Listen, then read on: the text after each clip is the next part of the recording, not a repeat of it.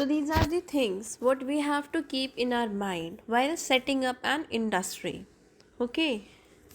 Industries are situated where some or all of these factors are easily available.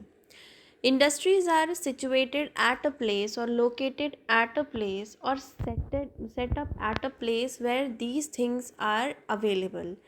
Okay, not everything, but some of the things could be available at a place. Industries are set up at the center or at a prime area from where we can get the raw material at equal distance, and from where the market to supply our finished good is also at a equal distance, so that it could not cost higher, and so that it could not result in higher price of our product, because the uh, because every customer is going to entertain the eligible market price for a product. Okay. Sometimes the government provides incentives like subsidies, subsidized power, lower transport cost, and other infrastructure so that industries may be located in backward areas. So what happens, sometimes government also used to help the industrialist to promote the setup of industries for GDP growth, for more gross domestic production, which will result in growth of countries economy. Okay. So what government used to do, government used to provide subsidy on electricity, because if you are going to set up an industry, it will take huge unit of electricity. Okay. And we have to give so much of amount for just using huge unit of electricity. So government used to help us by providing subsidies on electricity. And another thing, government used to give provide transport cost at a lower price. And another thing, uh, in earlier time, on there was a cost charge for export. If you are going to sell out something out of the country, there was a there was some amount which was charged on export. Okay, but now government has removed that charge for export, so that the export could be promoted more. And because of export promotion, foreign currency will collect in higher amount, and that will result in growth of economy. So the next point is what government does for us.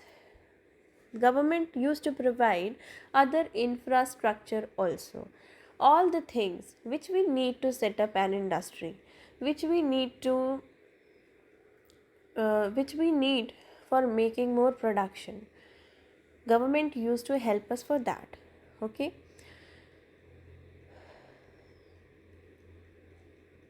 So that industries may be located in backward areas. In backward areas, why government wants the industries to be located in backward areas? Because to avoid accidents, to avoid pollution, to avoid harmful things for the population. Okay. So in backward areas, sometimes it happens that there is availability of labor, there is availability of there is no availability of power supply, there is no availability of water, there is no availability of transport system. So in that case, government used to help us with that also. Okay. Industrialization often leads to development and growth of towns and cities. As we have discussed earlier, that industrialization leads to development and growth of the whole country. Industrialization को government क्यों promote करती है?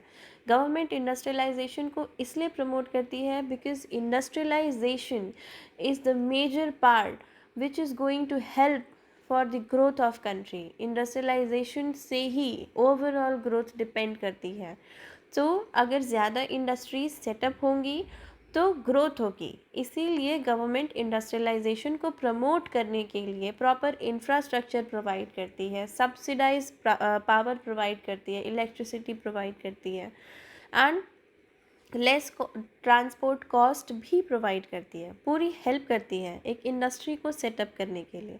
क्योंकि backward areas में industry setup की जाती है जहाँ पर पॉपुलेशन बहुत कम होती है या नहीं होती है, इसलिए क्योंकि कुछ ऐसे मेजर एक्सीडेंट्स हैं हो जाते हैं इंडस्ट्रीज़ में जिसको अवॉइड करना होता है। एंड ऑल्सो पोल्यूशन, इंडस्ट्रीज़ को अगर हम अच्छे से चलाना चाहते हैं तो इंडस्ट्रीज़ को हमें सेंटर ऑफ सिटी में सेटअप करना चाहिए, लेकिन सिटी के सेंटर में सेटअप करने से बहुत सारे ड्रॉबैक्स हैं, बहुत सारे खतरे हैं जिसको अवॉइड करना है, इसलिए उसे आउटर एरिया में सेटअप करना पड़ता है।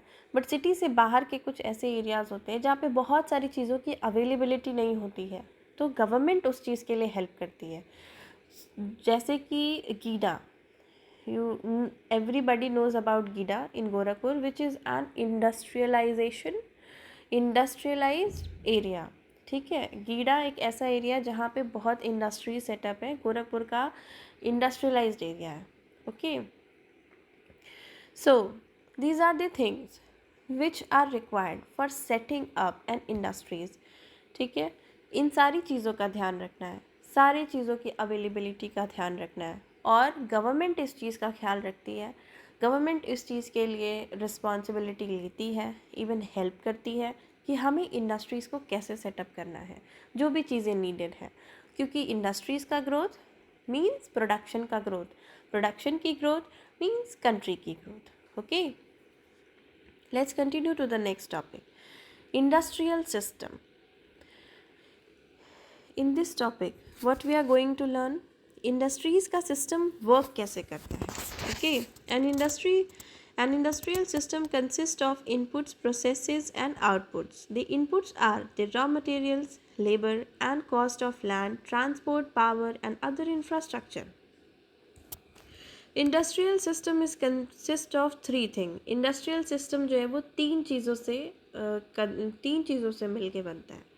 First is input, and second is processing, and third is output। input in the sense, suppose there is a very small example and very common example of kitchen।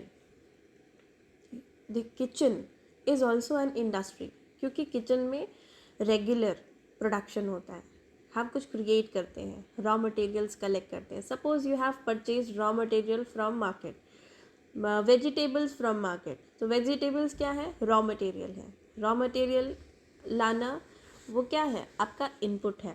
उस raw material की processing करना, मतलब raw material को suppose vegetables को wash करना, vegetables को cut करना, vegetables को एक साथ मिक्स करके कुक करना, कुक करने के बाद ये पूरी प्रोसेसिंग के बाद लास्ट में आपको एक प्रॉपर डिश मिलती है, एक प्रॉपर डिश बनाते हैं। तो वो हमारा डिश बनाने के बाद जब हम उसको प्लेट में सर्व करते हैं तो उस पर जो हमें फीडबैक मिलता है दैट हाँ आज का खाना बहुत अच्छा है, ठीक है, आज का प्रोडक्शन बहुत अच्छा है, that appreciation is the output and the processing. जब हम रॉ मटेरियल को यूज़ करके और उससे एक फिनिश्ड गुड बना रहे हैं। सपोज़ आपने पनीर लाया है घर पे एंड पनीर को प्रोसेस करके हमने फाइनली एक फिनिश्ड गुड क्रिएट किया, एक डिश बनाई which is chilli paneer. Okay, so this is the process, ये प्रोसेसिंग हो गई। और उससे पहले पनीर को बनाने के लिए, उसके प्रोडक्शन के लिए जो भी चीज़ें लगी, जो भी रिक्वायरमेंट थी, वो सारी collection, that is the input. Okay, you need a gas for that, you need utensils for that, you need the other things like salt, like oil and everything as you know। so the first thing, industries में किसी भी चीज़ के production के लिए raw materials का collection, water के input, फिर labours की input and so many things. Production के लिए जो भी चीज़ें यूज़ होती हैं उसको कलेक्ट करना, उसको यूज़ करना, ठीक है, that is input. And after by using these things, इन चीज़ों को यूज़ करते हुए रॉ मटेरियल से एक फिनिश्ड गुड को प्रिपेयर करना, दैट इज़ प्रोसेसिंग। और उस फिनिश्ड गुड को मार्केट में सेल आउट करके उससे जो इनकम आती है that is output. Okay, so तीन चीज़ों से मिलके इंडस्ट्री का सिस्टम बनता है। The first thing is input, second is processing, and third is output. Hope you all have clear your concept with this example. Okay, the inputs are the raw materials, labor and cost of land. As I discussed कि input का मतलब raw material, labor, cost of land, transport, power and other infrastructure, जो investment हमने की, ठीक है, that is input, और जो हमें income milli that is output. And middle part क्या है? इन्वेस्टमेंट किसके लिए की? रॉ मटेरियल इन्वेस्टमेंट की एक प्रोडक्ट को प्रिपेयर करने के लिए। आउटपुट कैसे मिला? उस प्रिपेयर्ड प्रोडक्ट को सेल आउट करने के लिए, करने पे। और सेंटर पार्ट क्या है, मिडिल पार्ट क्या है कि हमने उस एक रॉ मटेरियल से एक फिनिश्ड गुड को बनाया है, तो उसका स्टेप बाय स्टेप प्रोसेसिंग होती है। That is the middle part which is processing. इन तीनों चीज़ों में से अगर कोई एक भी चीज़ मिसिंग है तो इंडस्ट्री वर्क नहीं कर सकती। These are the pillars of system of industries. Okay, the processes includes a wide range of activities that convert the raw material into finished product. The inputs, the outputs are the end product and the income earned from it. In case of textile industries, and see there is an example given of textile industries. Textile industries are those industries where clothes are formed. Okay, जो कपड़ों की factory होती है जहाँ पे raw materials को collect करके हम क्लोथ्स बनाते हैं। So in textile industry what happens, हम इनपुट लगाते हैं, फैक्ट्री सेटअप किया हमने, उससे पहले इनपुट में रॉ मटेरियल क्या ले आते हैं, हम कॉटन ले आते हैं, कॉटन प्लांट्स लगाते हैं, कॉटन प्लांट से जो कॉटन बॉल आते हैं उसको हम सेपरेट करते हैं। That is the process known as ginning. Ginning की प्रोसेस के बाद नेक्स्ट स्टेप क्या करते हैं, स्पिनिंग। मीन्स उन कॉटन बॉल्स को असेंबल करके उनसे हम थ्रेड्स क्रिएट करते हैं। थ्रेड क्रिएट करने के बाद हम वीविंग करते हैं। वीविंग मीन्स बुनना या बनाना, क्रिएट करना। कपड़ों को भी वीव किया जाता है इन लॉन्गिट्यूडनल एंड लैटिट्यूडनल। थ्रेड्स को असेंबल किया जाता है लॉन्गिट्यूडनल वे में एंड ऑल्सो लैटिट्यूडनल वे में, तब जाके एक क्लोथ प्रिपेयर होता है एंड फाइनल प्रोडक्ट जो हमें मिलता है। वीविंग के बाद डाइंग, प्रिंटिंग, ये सारी चीज़ें हम करते हैं। After that, so this is the process, ginning, spinning, weaving, dyeing and printing, ये प्रोसेसिंग है, रॉ मटेरियल की प्रोसेसिंग। रॉ मटेरियल क्या है, कॉटन बॉल्स है। सो वो रॉ मटेरियल जो है वो हमारा इनपुट है, ठीक है, एंड उस रॉ मटेरियल को प्रोसेस किया हमने, इतने सारे स्टेप बाय स्टेप काम किया। आफ्टर दैट जो फिनिश्ड गुड मिला, हमें क्या मिला, शर्ट मिला। तो उस शर्ट को हमने मार्केट में सेल आउट किया और उसका प्राइस अर्न किया। उस शर्ट की, उस गुड्स की जो सेलिंग है उसके बाद जो हमें मनी मिल रहा है that is the output. Okay, the output is the shirt you wear. Finally, activity. Find out the inputs, outputs and processes involved in the manufacturing of a leather shoes. एक leather shoes को बनाने के लिए inputs क्या लगेंगे? First you need leather, second you need machineries, third you need water, fourth you need power supply, you need labor also. So these are the inputs which is required. And for processing you need big machineries which will convert the leather into a fine part from which we can create a shoes. After going through the processing, we will get the finalized product which is shoes or leather jacket, leather bags even. We need labor also for that, and finally we will be getting the finished good. Now next part is industrial region. What do you mean by industrial region? Industrial region means ऐसे areas जहाँ पे ज़्यादा industry set है। Okay, region in the sense, market में भी आपने difference देखा होगा कि there is a place where only vegetables are sold, and in city there is a place only fruits are sold out, there is a place only clothes are sold out. there is a place where only milk product are sold out, dairy product are sold out. So ऐसे division है market का कि कुछ ऐसे special places हैं जहाँ पे सिर्फ वेजिटेबल सेल आउट होती हैं at a very low cost. सब्जी मंडी आप सबको पता होगा, हर सिटी में सब्जी मंडी होती है. तो that is a specific place जहाँ से लोग परचेज़ करके और पूरे सिटी में या तो सेल आउट कर रहे होते हैं छोटे छोटे वेंडर्स, या जो कस्टमर्स होते हैं वो वहाँ से डायरेक्टली परचेज़ करके यूज़ करते हैं. Then there is a place for fruit selling. The fruit sellers used to sell it out in a very less margin. So other small vendors, small businessman क्या करते हैं, वहाँ से परचेज़ करके city में थोड़ा सा मार्जिन बढ़ा के उससे प्रॉफिट कमा लेते हैं. ओके. सो ये अलग अलग प्लेसेस हैं. इसी तरीके से इंडस्ट्रियल एरिया होते हैं जहाँ पे सिर्फ इंडस्ट्रीज सेटअप होती हैं. एक किसी हमारे कंट्री में कुछ ऐसे एरियाज़ हैं जहाँ पे सिर्फ टेक्सटाइल कंपनीज़ हैं. कुछ ऐसे एरियाज़ हैं जहाँ पे सिर्फ डेयरी प्रोडक्ट के प्रोडक्शन होते हैं. कुछ ऐसे एरियाज़ हैं जहाँ पे सिर्फ एग्रो बेस्ड इंडस्ट्री सेटअप है. सो एग्रो बेस्ड इंडस्ट्रीज़ कहाँ सेटअप होंगी? जहाँ पे ज़्यादा पॉपुलेशन में फार्मर्स काम कर रहे होते हैं. जहाँ पे you can suppose village area से पास, ऐसे विलेजेस जहाँ पे ज़्यादा अमाउंट में ग्रेन्स की ग्रोथ की जाती है, ग्रेन्स का प्रोडक्शन किया जाता है, वहाँ पे एग्रो बेस्ड इंडस्ट्रीज सेटअप होंगी. अब एग्रो बेस्ड इंडस्ट्रीज़ में भी फिश इंडस्ट्री, मेराइन इंडस्ट्रीज़ कहाँ सेटअप होंगी? जहाँ पे ऐसे एरियाज जहाँ पे ओशियन या रिवर्स ज़्यादा हैं. So in near Atlantic Ocean, near Atlantic Ocean there are some borders of states like Maharashtra, Rajasthan. So ये सारे स्टेट के पास मेराइन इंडस्ट्रीज़ हैं जहाँ पे फ़िश से रिलेटेड या जो मेराइन प्रोडक्ट्स हैं उनसे रिलेटेड इंडस्ट्रीज सेटअप की गई, क्योंकि वहाँ पे वो रॉ मटेरियल ईजीली अवेलेबल है. ठीक है, रॉ मटेरियल ईजीली अवेलेबल है, वाटर अवेलेबल है, लेबर भी अवेलेबल हो जाते हैं. Only the thing we need is electricity. तो इलेक्ट्रिसिटी गवर्नमेंट सब्सिडाइज कर देती है. सो कुछ ऐसे सेक्टर्स हैं. As you all know, UP में क्लोथिंग फैक्ट्रीज बहुत कम है. वाई? क्यों यूपी में टेक्सटाइल कंपनीज कम है?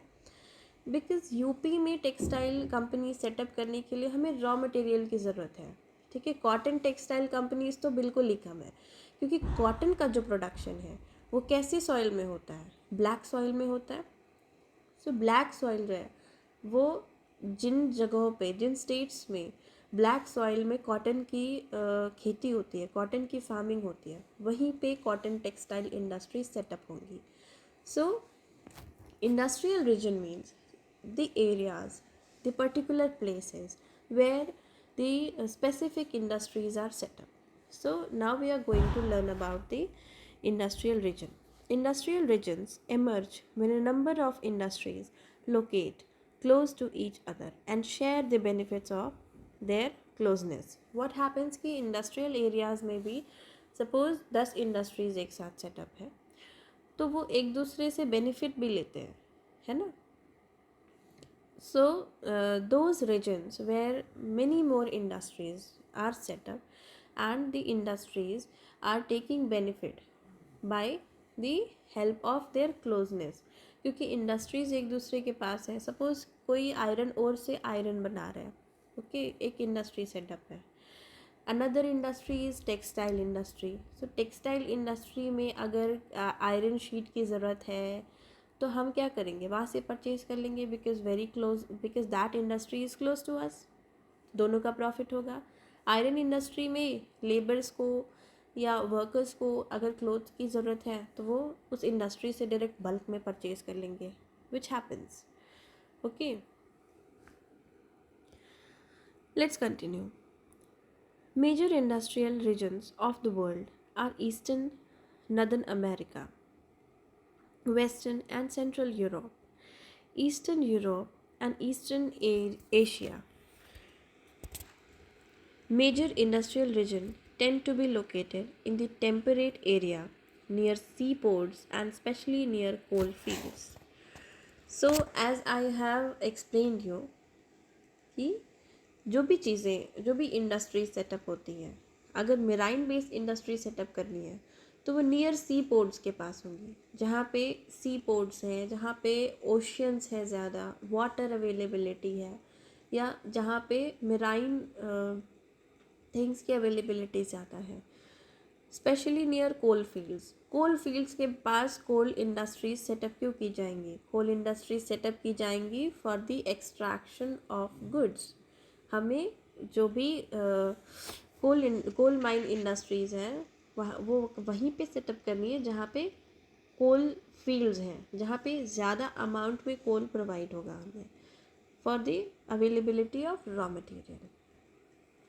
India has several industrial regions like Mumbai, Pune, cluster, Bangalore, Tamil Nadu region, Hooghly, Ahmedabad, Hooghly region, Ahmedabad, Barodara region, Chota Nagpur industrial belt, Vishakhapatnam, Guntur belt, Gurgaon, Delhi, Meerut region, and the Kolam, Thiruvananthapuram industrial cluster.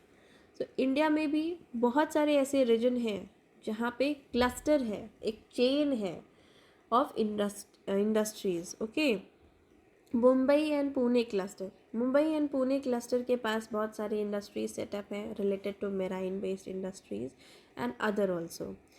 Bangalore Tamil Nadu region, Hooghly region, Ahmedabad Vadodara region. Ahmedabad में variety of industries setup है क्योंकि वहाँ पे बहुत सारे raw materials easily available होते हैं। Okay, so these are the areas where the industrial cluster is available in our own country. Okay, look into this map class. There are several things: world industrial belt and industrial region. See, industrial belt, the yellowish part, that is the industrial belt, and industrial region, which is here, the blackish part. Okay, so here I am sharing some particular map of particular industries, Indian maps with particular industries. Textile industries, see, the red point is showing the wool industries, cotton points are showing, cotton dots are showing the cotton, green dots are showing cotton industries, and blue dots are showing silk industries.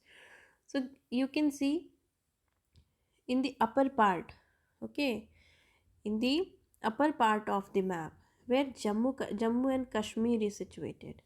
Okay, here at this place, the uppermost point, the wool industries are set up. Why? Because in that climate sheep could produce much wool, much higher amount of wool. Okay, and near that you can see, slowing down, the wool industries are set up because of the availability of raw materials. Okay, but some wool industries are set up the at the lowermost point of the Indian map. Okay, because of availability of raw material. Is that clear? And another is green dots. The green dots are showing the cotton textile industries. So why these are set up at these particular places? Because of the availability of raw materials. Silk industries are near the places where water availability is more. Silk industries ऐसी जगह पे है जहाँ पे water availability ज़्यादा है. See, this is the place which is near to the which is very near to the Pacific Ocean. Okay, so here this silkworm could create or could produce more silk, so silk industries are set up here. So this was the map for textile industries.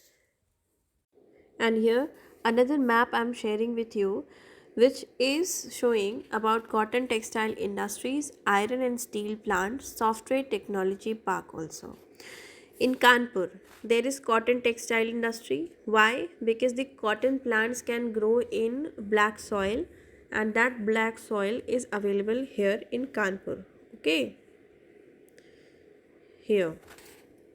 Afterwards, the iron company, iron and steel plant is here in Bhilai.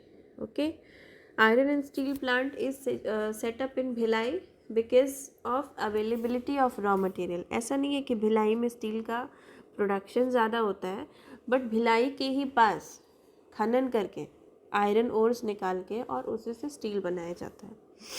Okay, Jamshedpur, Jamshedpur में Tata steel industry है जहाँ पे steel का production होता है.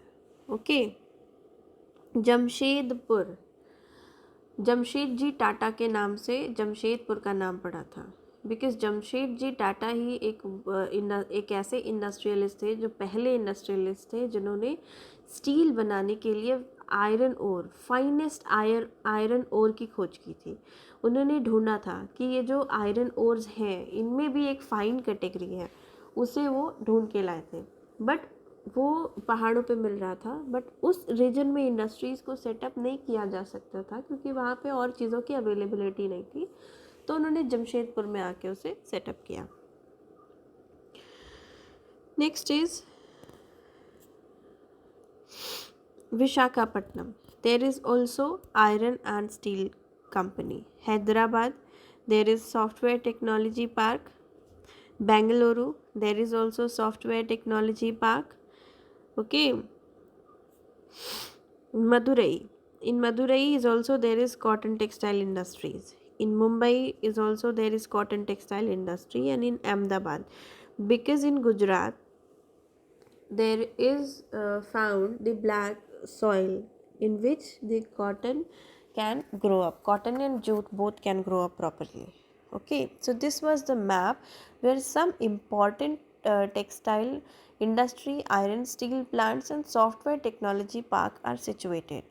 मैं ये maps आपको इसलिए दिखा रही हूँ सो दैट आपके लिए ईजी हो जाए. ओके, टू नो अबाउट कि कौन कौन से इंडस्ट्रियल रीजन हमारे कंट्री में है और वहाँ पे कौन कौन सी चीज़ों के इंडस्ट्रीज़ हैं.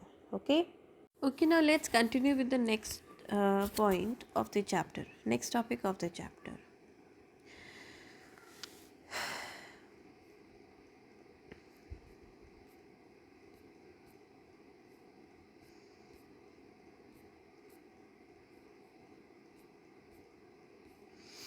So here we were, industrial disaster. There are so many cases of industrial disaster which we are going to learn in this chapter. Industrial disaster. In industries, accidents, disaster mainly occur due to technical failure and irresponsible handling of hazardous material. One of the worst industrial disasters of all time occurred in Bhopal on December 3, 1984 around 00:30 am. 0030 am. It was a technological accident in which highly poisonous methyl isonate gas along with hydrogen and other reaction products leaked out of the pesticide factory of Union Carbide. So this was the industrial disaster. Okay, जहाँ पे which was occurred in Bhopal on 3 December, and वहाँ पे बहुत सारे लोगों को, thousands of people died and thousands of people survived, but because of the poisonous gas, some people were blind, some people have impaired immune system, some people are surviving with the gastrointestinal disorders in them because of the industrial disaster. Okay, another is another accident on 23rd December 2005 due to gas well blowout in China. Gas well was blown out, that is why so many people died and they were unable to run after the explosion. Those could not escape in the suffered burn to their eyes, जो वहाँ से भाग नहीं पाए उनकी आंखें जल गई. कुछ ऐसे लोग जिनकी स्किन जल गई, जिनके लंग्स जो हैं वो उस गैस से डैमेज हो चुके थे. सो दीज आर द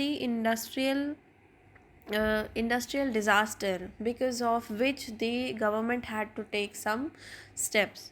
इन्हीं डिज़ास्टर्स की वजह से गवर्नमेंट ने कुछ स्टेप्स क्रिएट किए सो दैट जो हमारा सोसाइटी है उसको नुकसान ना हो। इंडस्ट्रीज़ हमारे फ़ायदे के लिए है, हमारे नुकसान के लिए नहीं। सो रिस्क रिडक्शन मेजर्स की बात आई, गवर्नमेंट ने कुछ ऐसे मेजर्स बनाए जहाँ पे रिस्क को रिड्यूस किया जा सके। Densely populated residential area should be separated far away from the industrial areas. जितने भी डेंसली पॉपुलेटेड एरियाज़ हैं वहाँ पे इंडस्ट्रीज सेटअप नहीं होंगी। Second thing was people staying in vicinity of industries should be aware of the shortage of toxin and hazardous substance and their possible effects in case if an accident occur.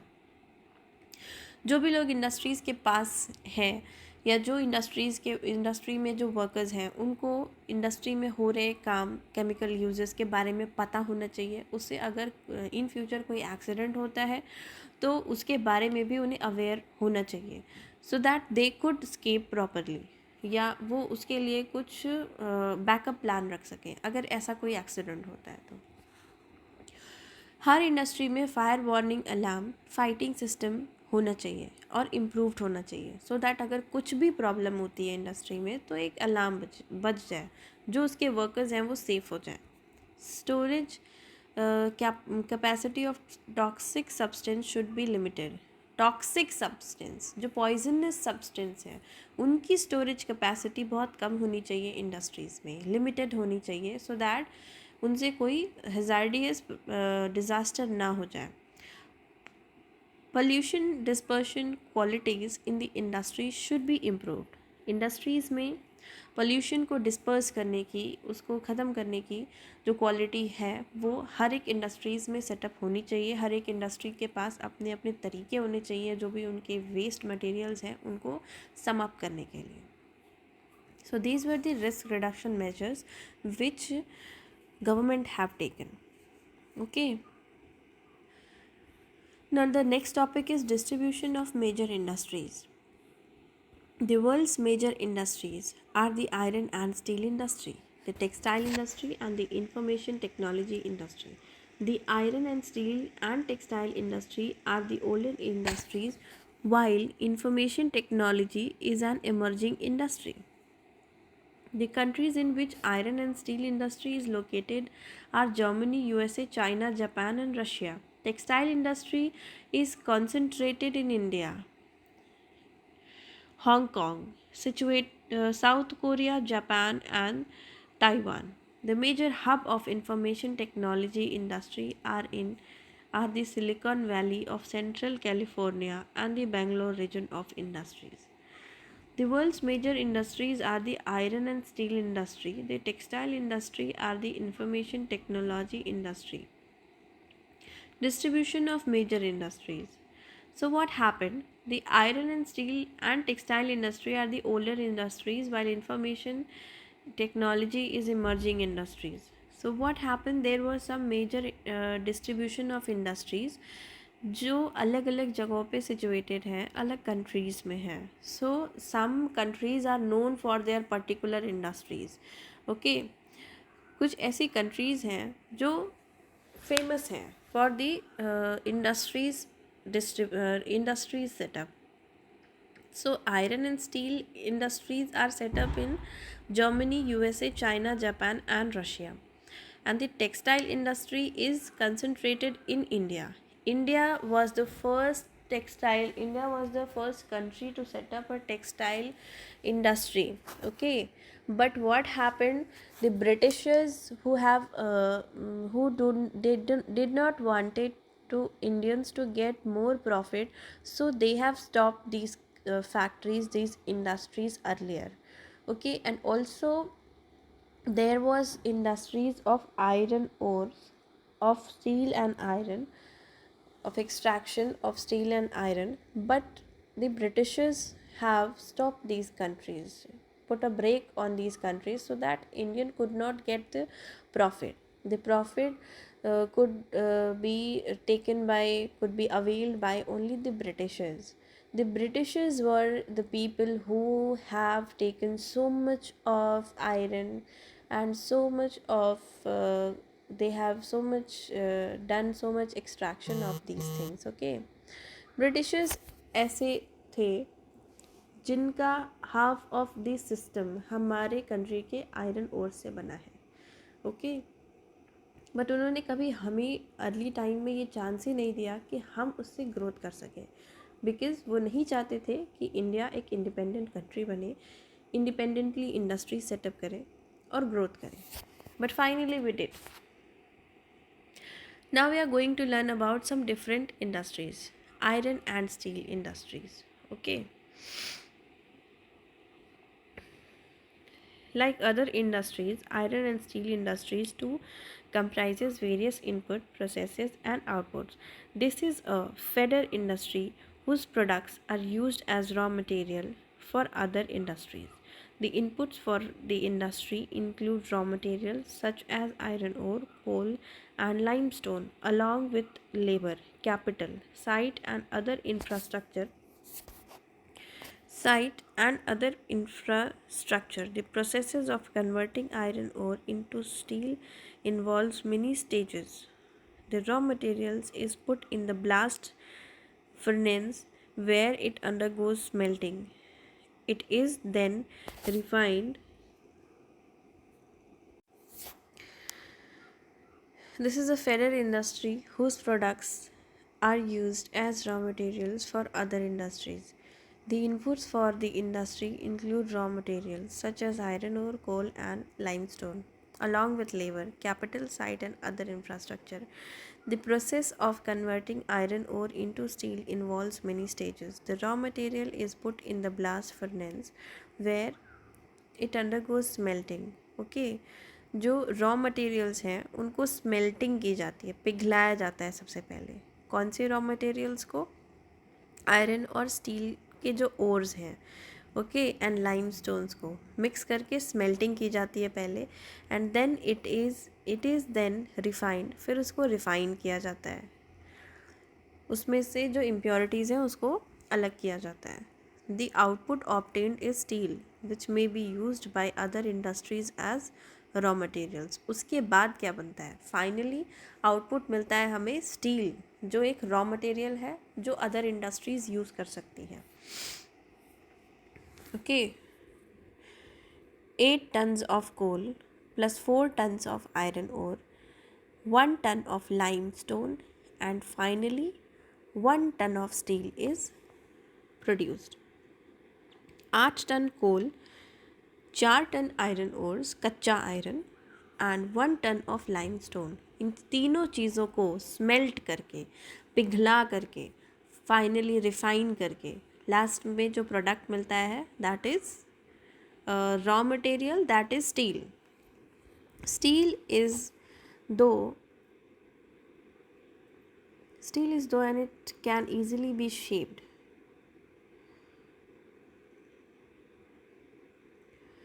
Cut और made into wires. Steel को easily mould कर सकते हैं, shape कर सकते हैं, wires में convert कर सकते हैं. Special alloys of steel can be made by adding small amount of other metals such as aluminium, nickel and copper. Alloys give steel unusual hardness, toughness और ability to resist rust. Steel जो है वो tough होता है but उसको easily shape किया जा सकता है, कट किया जा सकता है, वायर्स में कन्वर्ट किया जा सकता है. स्टील में अगर हम कुछ अदर मेटल्स ऐड कर देते हैं लाइक एल्युमिनियम, निकल एंड कॉपर, तो क्या होता है? इसके वजह से स्टील में अनयूजुअल हार्डनेस आ जाती है, टफनेस आ जाती है और एबिलिटी टू रेजिस्ट रस्ट को दूर रखने की एबिलिटी आ जाती है. सो कुछ ऐसे स्टील्स भी होते हैं जो हम घर में यूज़ कर रहे होते हैं लाइक यूटेंसिल्स, तो वो नॉर्मल स्टील है. बट हार्ड स्टील जिससे इंडस्ट्रीज सेटअप होती हैं, जिससे मशीनरीज बनाई जाती हैं, उनमें हम कोल, आयरन और लाइमस्टोन के साथ एल्युमिनियम, निकल एंड कॉपर को भी ऐड करते हैं, जिससे उसमें ज़्यादा हार्डनेस, टफनेस और रेजिस्टेंस आती है for rust, okay. Steel is often called a backbone of modern industry. Modern industry के लिए स्टील बैकबोन है. विच industry is the backbone of modern industry? Steel industry or steel. Almost everything we use is either made of iron ore or steel. और has been made with tools and machineries of these metals. हम कोई भी चीज़ use करते हैं, चाहे वो iron ore की हो, चाहे वो स्टील के लिए हो, चाहे वो किसी भी टूल के लिए, उसमें आयरन ओर और स्टील होता ही होता है। Ships, trains, truck and autos are made largely of steel. जितनी भी शिप्स हैं, ट्रेन्स हैं, ट्रक्स हैं, ऑटोज़ बनी हुई होती हैं, उनमें हार्ड टाइप के स्टील ही यूज़ किए जाते हैं। इवन सेफ्टी पिन्स, जो सेफ्टी पिन्स हम घर में यूज़ करते हैं, वो भी स्टील की बनी है। The needle we use for stitching, stitching के लिए जो निडल यूज़ करते हैं वो भी स्टील की बनी होती है। Oil wells are drilled with steel machinery, जो तेल के कुएं होते हैं उनको स्टील मशीनरी से ही खोदते हैं, हम ड्रिल करते हैं। Steel pipeline transport oil, steel की पाइपलाइंस बनाई जाती हैं ऑयल को ट्रांसपोर्ट करने के लिए। Minerals are mined with steel equipment, minerals को माइंड किया जाता है, निकाला जाता है, सेपरेट किया जाता है स्टील के इक्विपमेंट से। Farm machines are also mostly steel, बहुत सी फार्मिंग मशीन्स भी हैं जो मोस्टली स्टील की होती हैं। Large building have steel framework, बहुत सारी ऐसी बिल्डिंग्स होती हैं जिसमें स्टील के भी फ्रेमवर्क्स होते हैं। Okay, before 800 Aedes,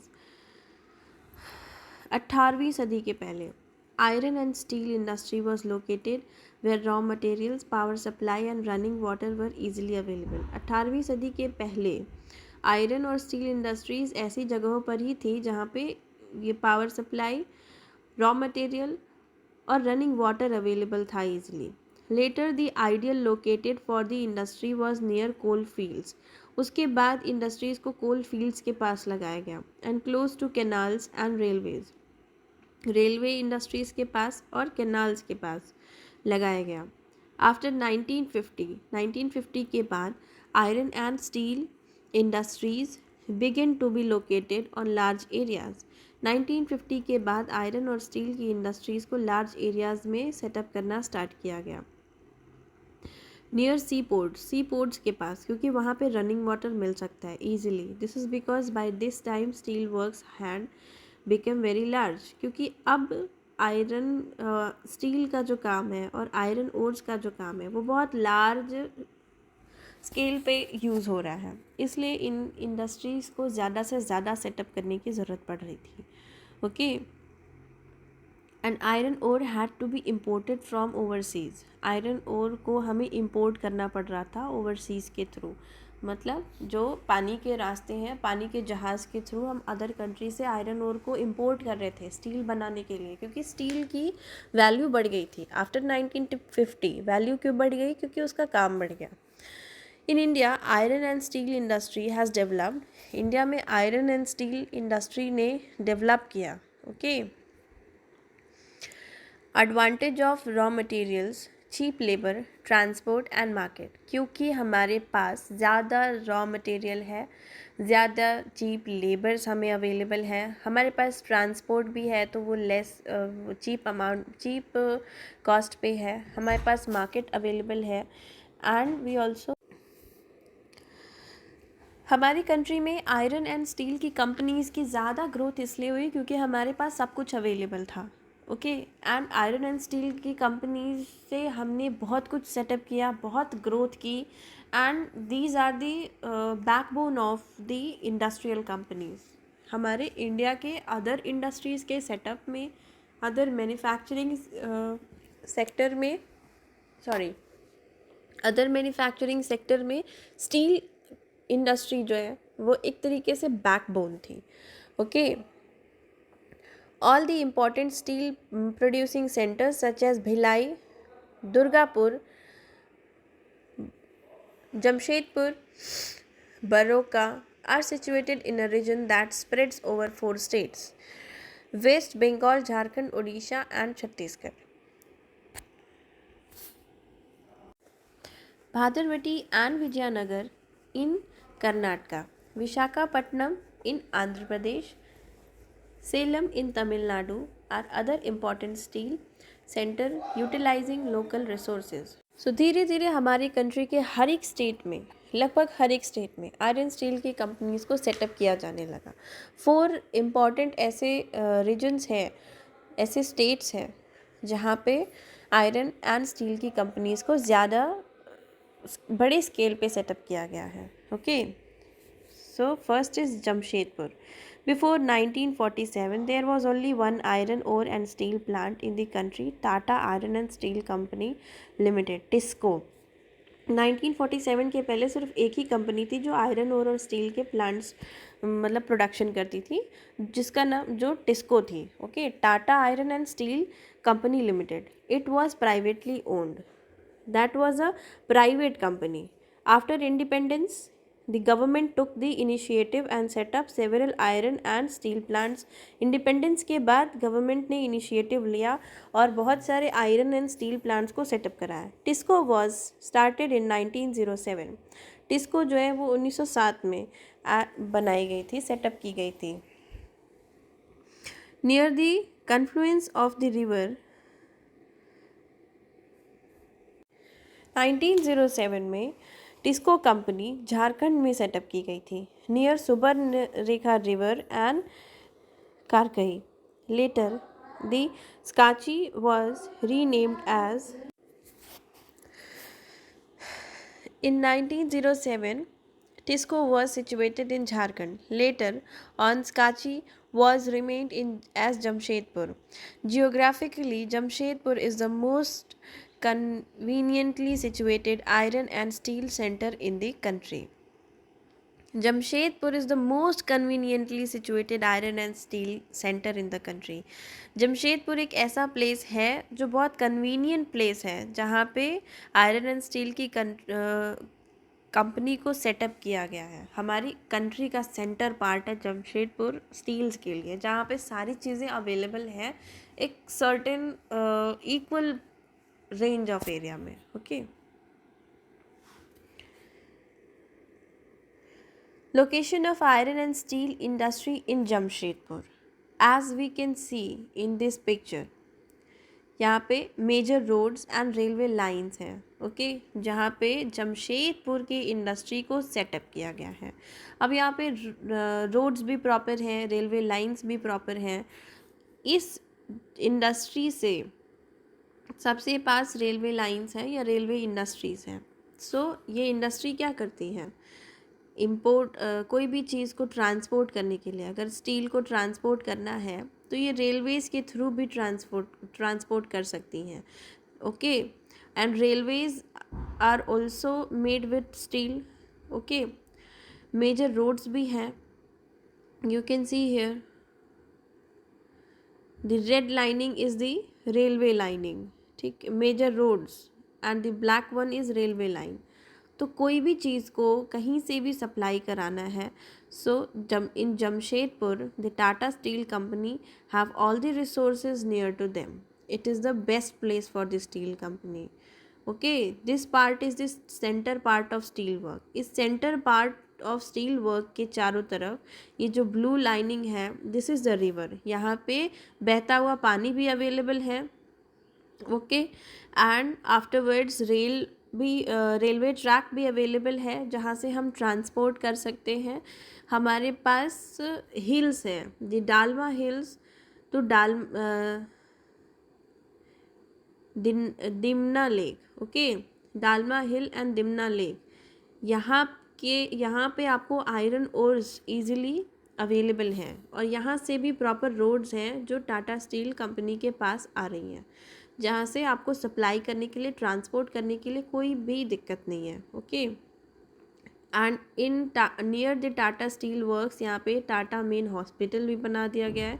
Jamshedpur airport भी है, गोल्फ कोर्स, ओके, ज़ू भी बनाया गया है. So tube divisions, Telco colony, Telco, ठीक है, ये सारी चीज़ें अवेलेबल हैं टाटा स्टील कंपनी के पास in Jamshedpur. That is the best location for a steel company. Sakchi was chosen to set up the steel plant for several reasons. This place was only 32 kilometers away from the Kalimati station on Bengal Nagpur railway line. It was close to the iron ore, coal and manganese deposits as well as to Calcutta. which provided a large market. TISCO gets coal from Jarai fields and iron ores, limestone, dolomite, and manganese from Odisha and Chhattisgarh. The iron Kharkai and Subarnarekha River ensured sufficient water supply. Government initiatives provided adequate capital for its later development. So, as I have described in this picture, कि TISCO company जो है वो स्काची में इसलिए setup की गई so that वहाँ पे सारी चीज़ें प्रॉपरली अवेलेबल थी, और बाद में गवर्नमेंट ने भी इनिशिएटिव लिया इस कंपनी को ज़्यादा स्टैब्लिश करने के लिए.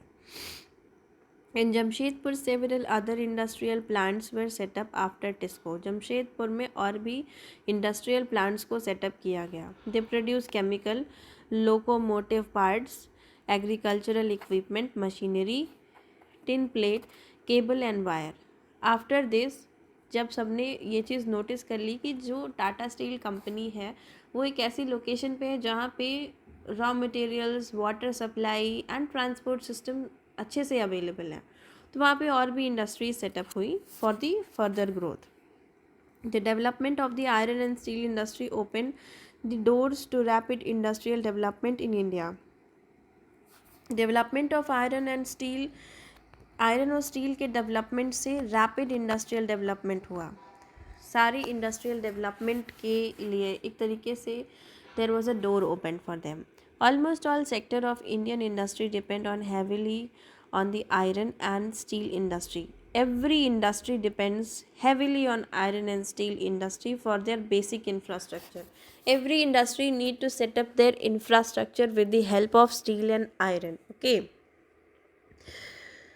The Indian iron and steel industry consists of large integrated steel plants as well as mini integrated plants.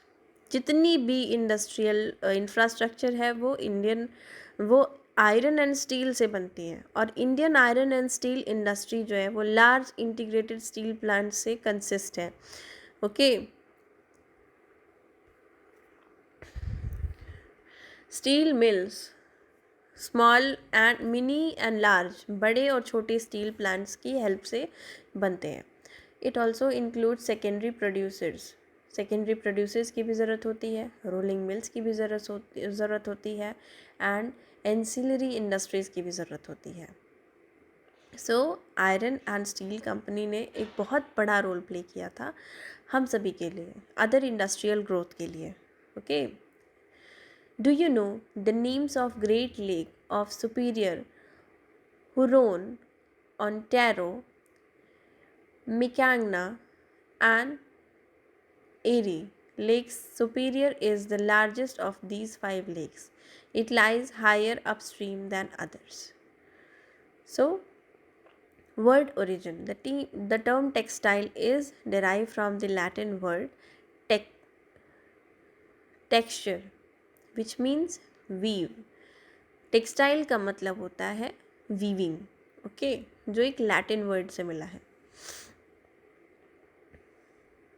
Pittsburgh.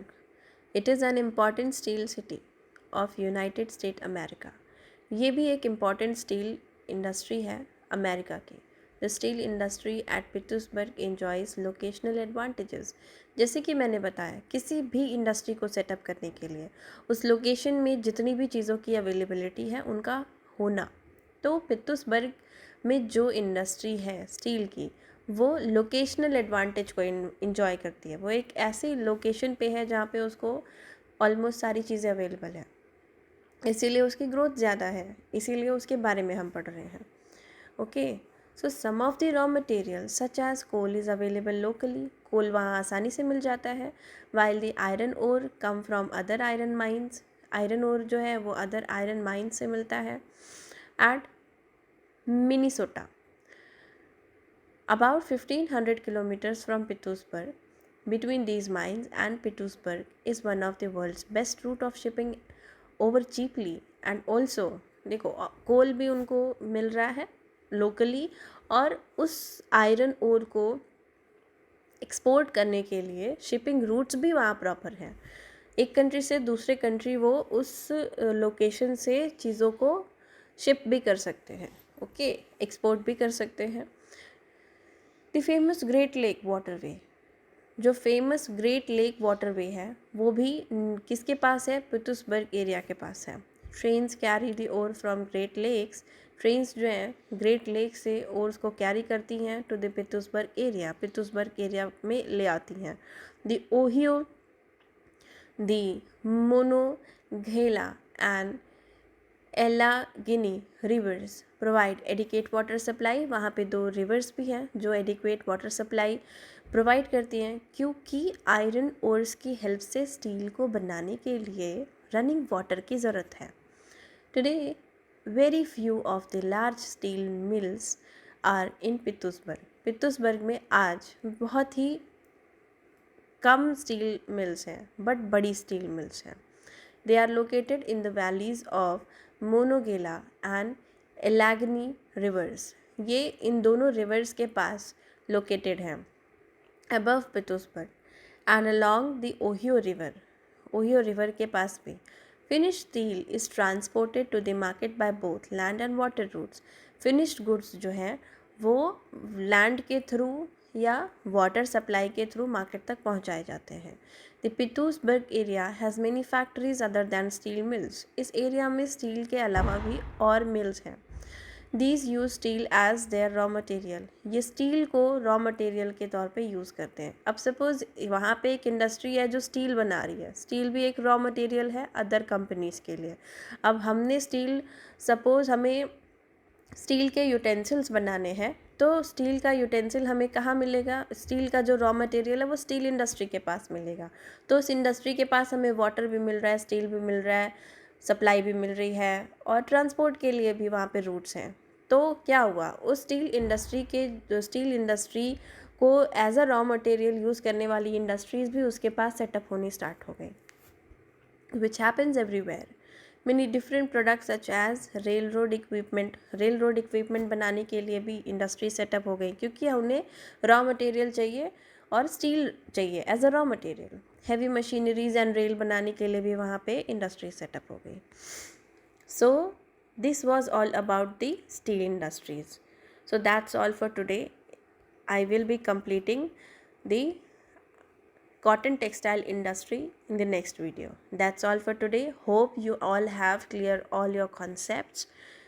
Stay safe and do hard work. Okay. Have a good day, everyone.